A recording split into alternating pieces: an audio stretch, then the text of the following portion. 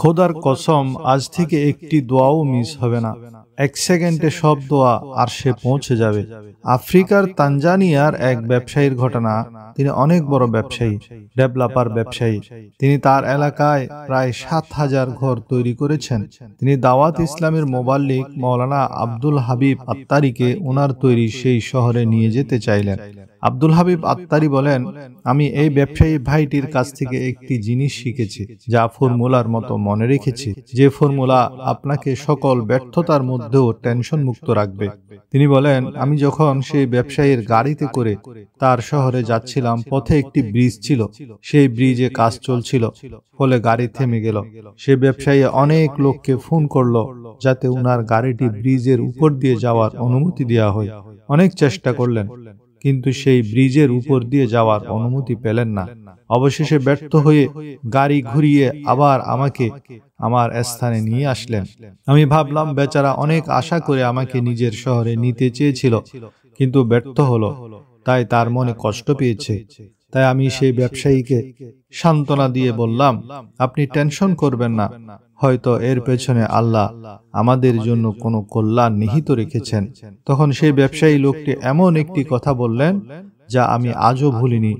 ব্যবসায়ীটি বলেন, ভাই, যখন আমার কোনো কাজ হয়ে যায় তখন আমি আল্লাহর একবার শুকর আদায় করি, আর যদি কোনো কাজ আটকে যায় তখন আমি আল্লাহর 2 বার শুকর আদায় করি।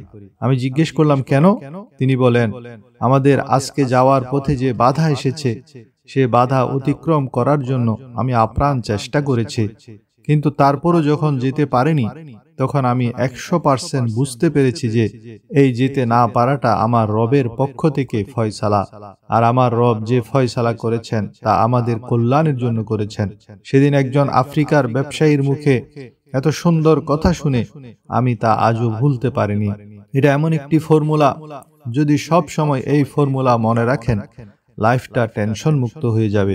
যার মা জীবিত আছে, খোদার কসম মায়ের দোয়া নিয়ে নাও। আজ যার মা নেই, সে কার দ্বারা দোয়া করাবে? সন্তান বাহিরে গেলে পিছে এমন একজন আছেন যিনি মুসাল্লা বিছিয়ে দোয়া করতে থাকেন, তিনি হলেন মা। সন্তান বিদেশে থাকলে এই মা বারবার জানতে চায়, বেটা কেমন আছো, খানা খেয়েছো কিনা, শরীর সুস্থ আছে কিনা। তাই যাদের মা আছে তারা অনেক বড় নিয়ামতের অধিকারী। যত বড় কঠিন সমস্যা হোক, যত বড় মুসিবত হোক, মায়ের কদমে বসে যাও আর বলো, মা আমার জন্য দোয়া করে দাও। যদি তোমার মা মন থেকে দোয়া করে, তাহলে গ্যারান্টি এই দোয়ার সাথে সাথে আরশ পর্যন্ত পৌঁছে যাবে। মা বাবা জীবিত থাকলে যদি কোনো পেরেশানি চলে আসে, তাহলে মা বাবাকে গিয়ে বলো, মা আমার জন্য দোয়া করো, বাবা আমার জন্য দোয়া করো। এটা একটা পদ্ধতি। তবে আরেকটি পদ্ধতি হলো, যখনই কোনো সমস্যা চলে আসবে তখন মা বাবার এত বেশি খেদমত করতে থাকো যে মা বাবা যেন মন থেকে দোয়া করে দিবে আর বলবে, হে আল্লাহ, আমার সন্তানকে তুমি হেফাজত করো। হে আল্লাহ, আমার সন্তানকে তুমি নিরাপত্তা দান করো। আমার সন্তানের সকল পেরেশানি দূর করে দাও। আমার সন্তানকে জীবনের সকল জায়েজ ক্ষেত্রে সফলতা দান করো। যদি মা বাবাকে বলার আগে তোমার খেদমতে খুশি হয়ে তারা তোমার জন্য দোয়া করে, তারপর দেখো তোমার জন্য চারিদিক থেকে খুশির খবর আসবে, সফলতার খবর আসবে।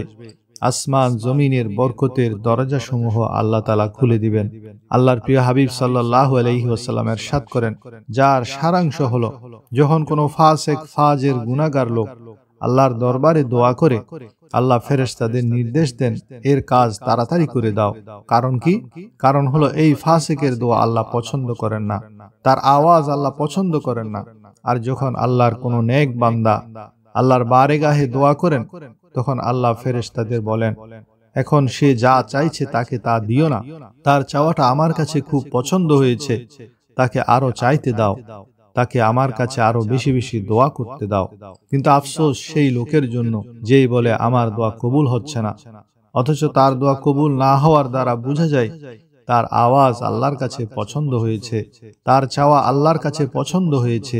সেজন্য দোয়ার পর তাড়াহুড়া করবেন না, বরং আল্লাহর উপর ভরসা রাখুন। যারা বলে আমার দোয়া কবুল হয় না কেন, তাদের জন্য একটি যৌক্তিক উদাহরণ দিচ্ছি, যা শুনলে আপনার বুঝতে সহজ হবে। যেমন আপনার একটি ছোট বাচ্চা আছে আর তার কাশি হয়েছে। সে যদি আপনার কাছে বায়না করে, বাবা আমি আইসক্রিম খাবো, আপনি কি আপনার সেই শিশু বাচ্চাকে আইসক্রিম দিবেন? কখনো দিবেন না। আপনার সন্তান যদি সেই মুহূর্তে কান্নাকাটিও করে, তবুও আপনি তাকে আইসক্রিম দিবেন না, কারণ এই মুহূর্তে আপনার সন্তানকে আইসক্রিম দেওয়াটা তার প্রতি মহব্বতের প্রমাণ হবে না, বরং দুশ্মনীর প্রমাণ হবে।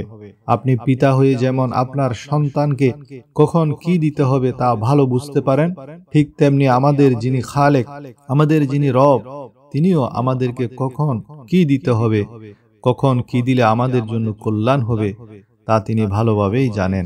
সেজন্য আপনি দোয়া করছেন, হে আল্লাহ সন্তান দাও, তিনি দিচ্ছেন না। আপনি দোয়া করছেন, হে আল্লাহ আমি ভাড়া বাসায় থাকছি, আমাকে নিজের একটি ঘর দাও, তিনি দিচ্ছেন না।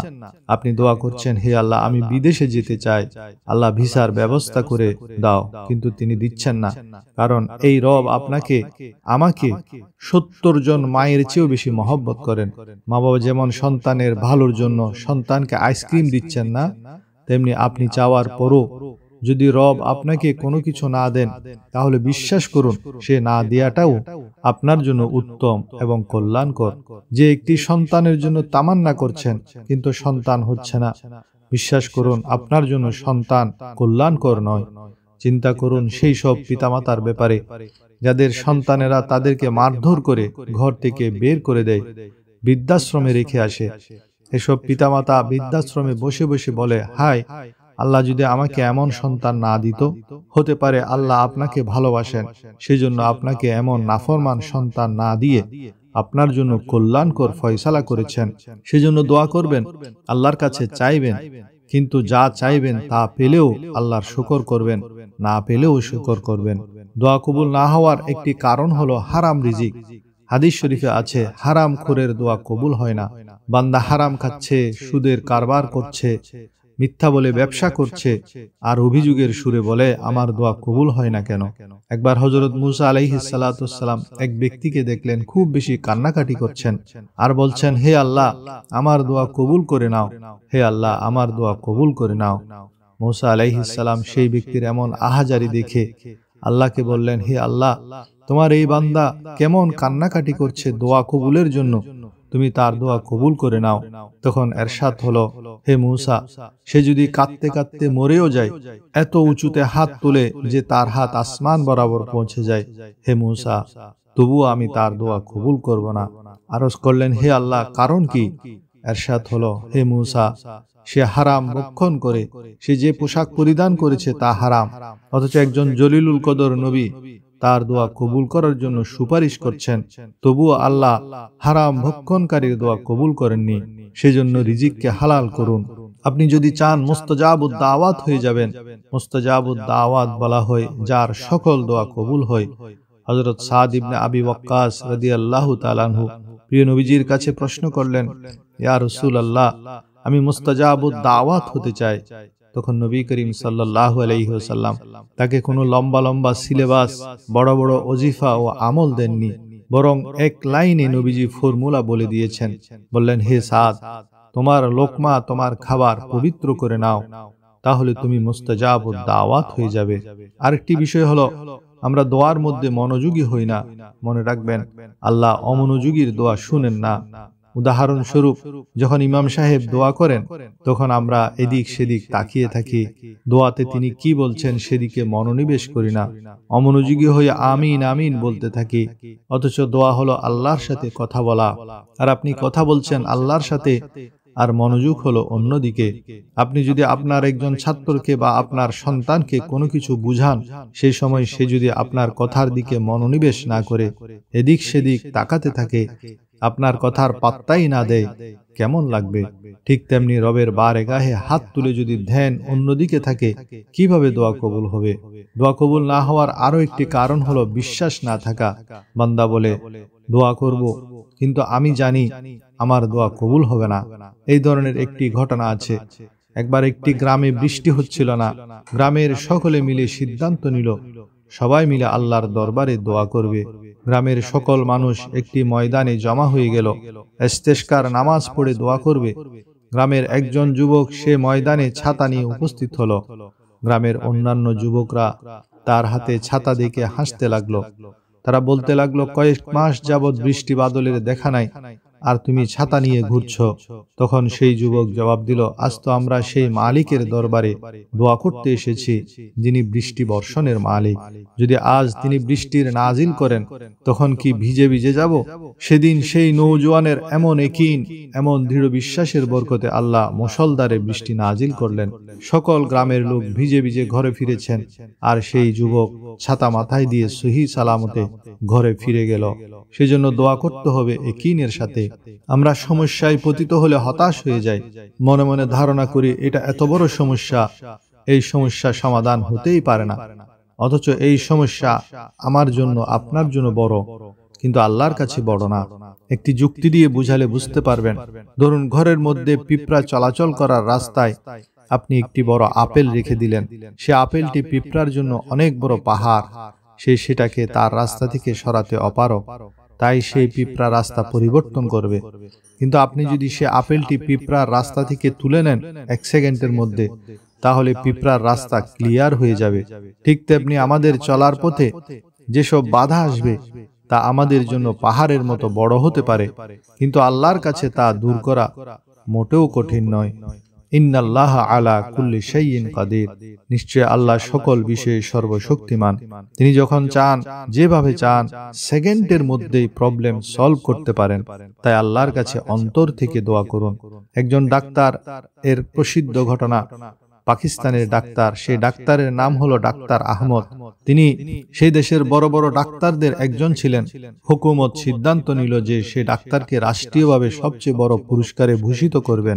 সে উপলক্ষে অনেক বড় একটি সেমিনারের আয়োজন করা হলো।